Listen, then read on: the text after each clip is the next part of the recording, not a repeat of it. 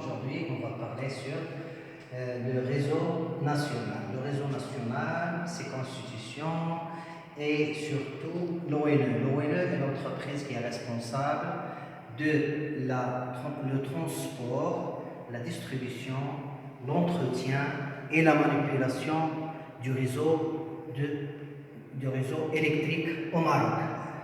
Bon, on va traiter ce sujet à partir du chemin de l'électricité. Bon, le chemin de l'électricité. Le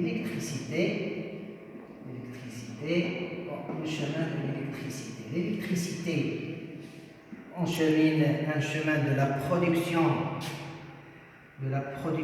qui se fait dans des centrales de production. Bon, ces centrales de production sont de deux types, soit des centrales qui utilisent des énergies renouvelables ou non renouvelables. Bon, en général, une centrale de production, quelle que soit la centrale de production, elle utilise une énergie qu'on appelle l'énergie primaire. Cette énergie primaire est convertie à l'aide d'une machine synchrone qu'on appelle, on est familier appelé l'alternateur. Donc cet alternateur transforme cette énergie primaire en électricité. Bon, l'énergie primaire pour les centrales qui utilisent l'énergie renouvelable. Bon, les énergies primaires, soit on utilise de l'air ou ce qu'on appelle le vent, surtout la vitesse du vent qui va entraîner des éoliennes ou entraîner l'arc moteur des éoliennes pour produire l'énergie électrique à travers des alternateurs. Donc, sont utilisés avec des éoliennes. On trouve les éoliennes dans le nord du Maroc, Tanger, Sarsera, et Souera aussi. Bon, pour de l'eau, on utilise la chute de l'eau dans des centrales hydrauliques, surtout les barrages. Donc, on trouve pas mal de barrages au Maroc, c'est de Nakhla et d'autres barrages. Donc, pour la production de l'électricité, la même chose. Donc, cette chute de tension, cette chute d'eau entraîne des turbines. Ces turbines sont déjà reliées à un alternateur pour la production de l'électricité. Et les centrales ou les barrages se diffèrent par la hauteur de la chute. On trouve des barrages de moyenne chute, de basse chute et de haute chute. Bon, et la production, elle est en relation avec la puissance de la centrale. Ensuite, il y a le soleil. Au niveau du soleil, on utilise les rayons du soleil. Donc, à travers, ou en utilisant le principe de la photovoltaïque, dans des centrales comme Arzazet, c'est la centrale la plus connue, la centrale la plus grande en Afrique. Donc, on utilise des cellules photovoltaïques pour la production de l'électricité. En général, ceci pour les énergies renouvelables. Pour les énergies non renouvelables, on a seules des centrales qu'on appelle des centrales thermiques. La plus connue, c'est celle de Ain Ben Mtahar qui utilise le fioul et le pétrole exporté de l'Algérie pour la production de l'électricité. Bon, les centrales thermiques sont du même principe. On chauffe l'eau à une température jusqu'à l'ébullition, puis on entraîne ce vapeur à l'aide des générateurs de vapeur pour entraîner une machine asynchrone et produire de l'électricité. C'est le même principe en général. Donc, énergie primaire, conversion de cette énergie primaire à l'aide de l'alternateur pour produire de l'électricité. Bon, toutes toutes les centrales en général de production de l'énergie électrique varient de 5 kV à 20 kV. Cette tension, c'est la tension de production, sera transportée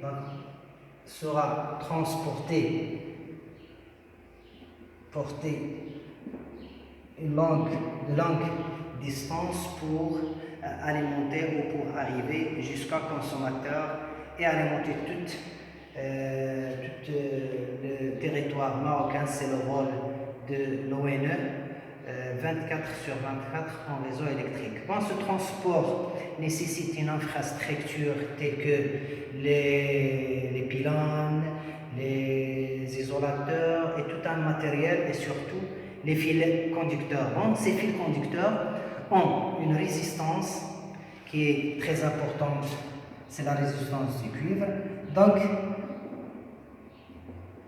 cette résistance va générer des pertes sous forme de chaleur ou des pertes qu'on appelle des pertes Joule.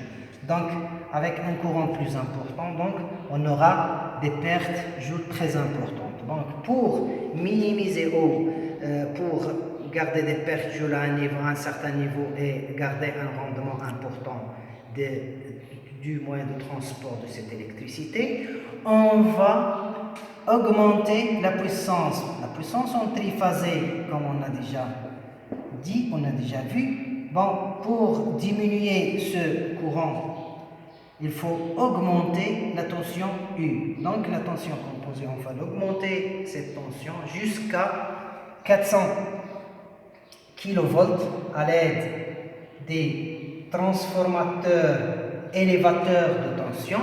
Ces transformateurs vont augmenter la tension jusqu'à 400 kV. Cette tension, c'est une tension très importante et cette tension elle sera transportée rendue grande de longue distance.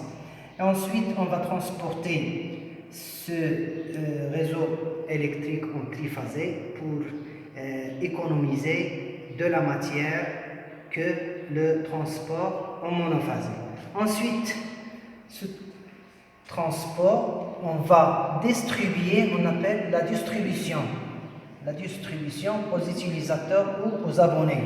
En général, les abonnés ont besoin de 230 volts monophasé, c'est-à-dire phase neutre, ou en triphasé, 400 volts triphasé pour les machines ou les petites entreprises. Donc, en général, à l'aide de cette ligne de transport, on va ensuite diminuer à l'aide des transformateurs abaisseurs jusqu'à 90 à 63 kV. C'est une tension régionale au niveau de la région.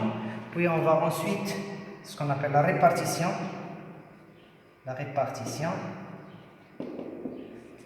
régionale. Ensuite, on va encore diminuer cette tension pour arriver à quelques 20 kV. Cette tension aussi pour la distribution. Pour les locaux, on va utiliser un autre transformateur abaisseur pour arriver à 230 volts et 400 volts. C'est la tension d'utilisation à domicile. Bon, cette centrale s'appelle une centrale haute tension, basse tension.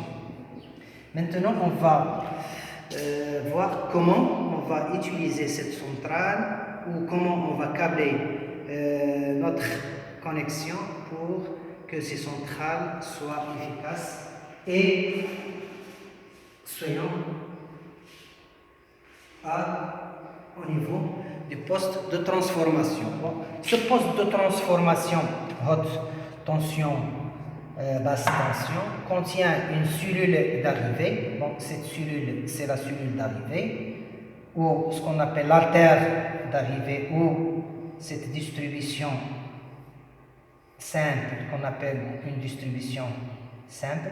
Cette cette cellule d'arrivée, c'est la cellule d'arrivée, moyen attention, basse tension. Cette cellule contient des cellules de protection. Donc, cellules de protection. Ensuite, cellules de comptage. On va compter l'énergie donc au niveau de cette cellule d'arrivée. Ensuite, des transformateurs pour diminuer la tension et l'envoi aux utilisateurs. Donc chaque utilisateur est connecté à ce réseau à l'aide des fils et des protections, et ensuite des appareils pour le comptage. Ce type s'apparaît pour le comptage de chaque abonné. Donc ce sont des abonnés, l'abonné A, B, C, D et d'autres. Bon, en général, cette distribution s'appelle distribution ou une alimentation simple dérivation. Simple dérivation.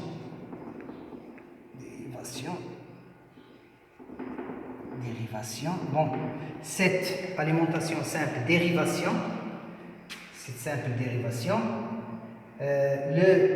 l'inconvénient principal de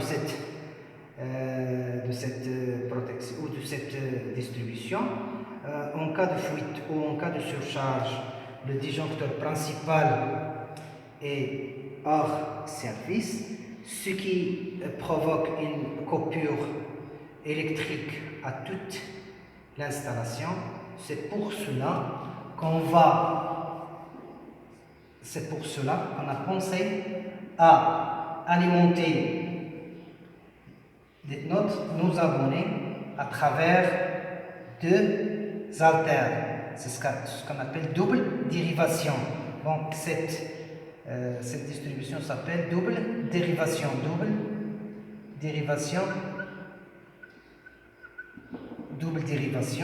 Donc chaque abonné est alimenté de cette façon.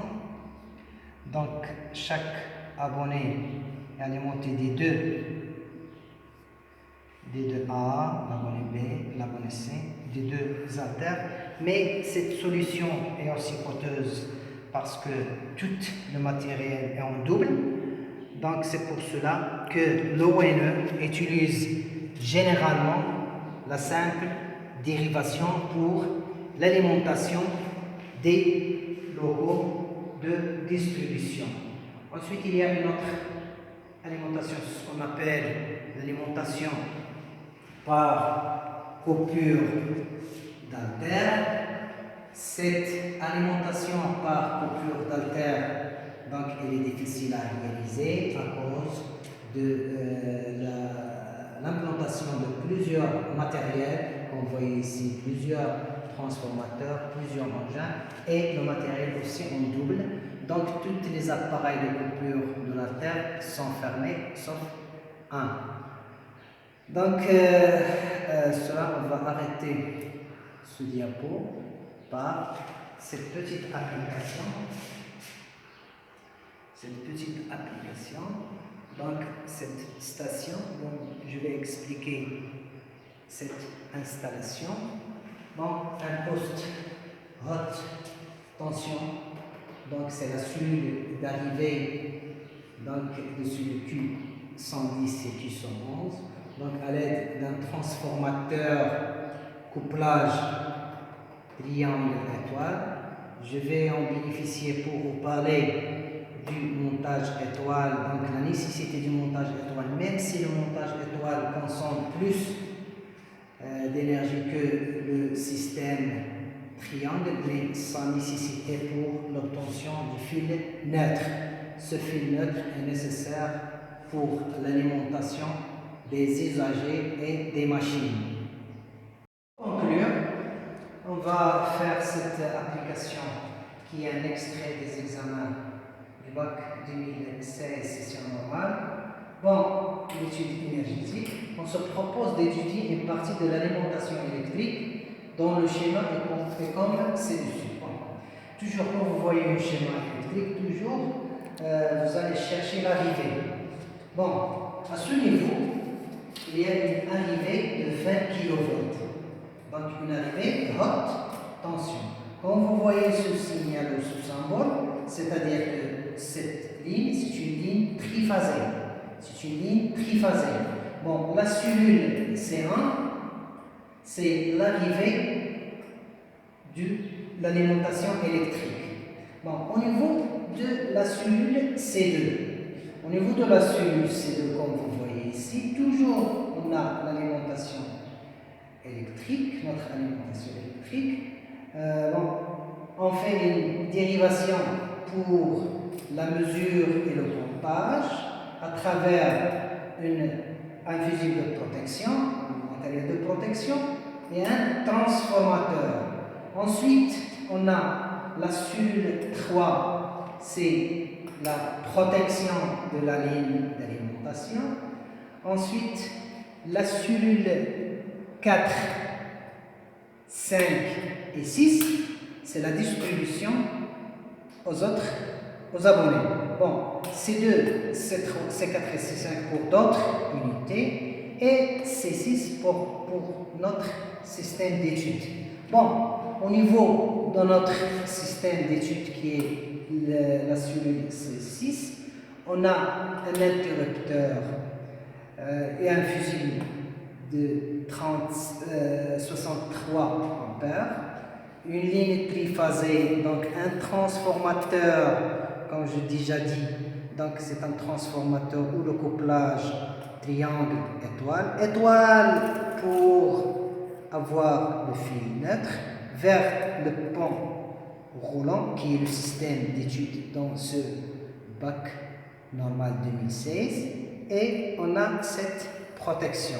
C'est une protection avec un CPI, c'est-à-dire une protection dont on va traiter dans le régime du neutre. Des questions. Au niveau des questions, donc on a ici 3 questions. Identifier le type de la structure d'alimentation et préciser la tension du côté haute tension. Donc déjà, on a parlé de la haute tension, c'est-à-dire 20 kV. Le type de la structure, comme vous voyez, c'est une structure simple, dérivation, où toutes les abonnés sont reliés au même alter ou au même fil d'alimentation. De citer un avantage et un inconvénient de cette structure.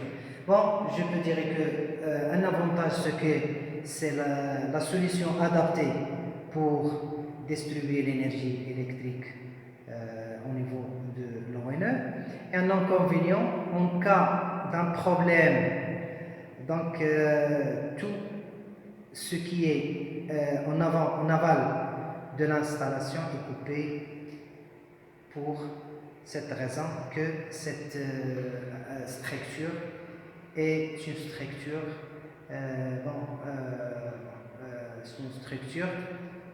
qu'on adopte en général. Quel est le rôle de la cellule C2? Comme il a déjà écrit que la cellule C2 c'est une cellule de mesure et de comptage. Bien, et merci.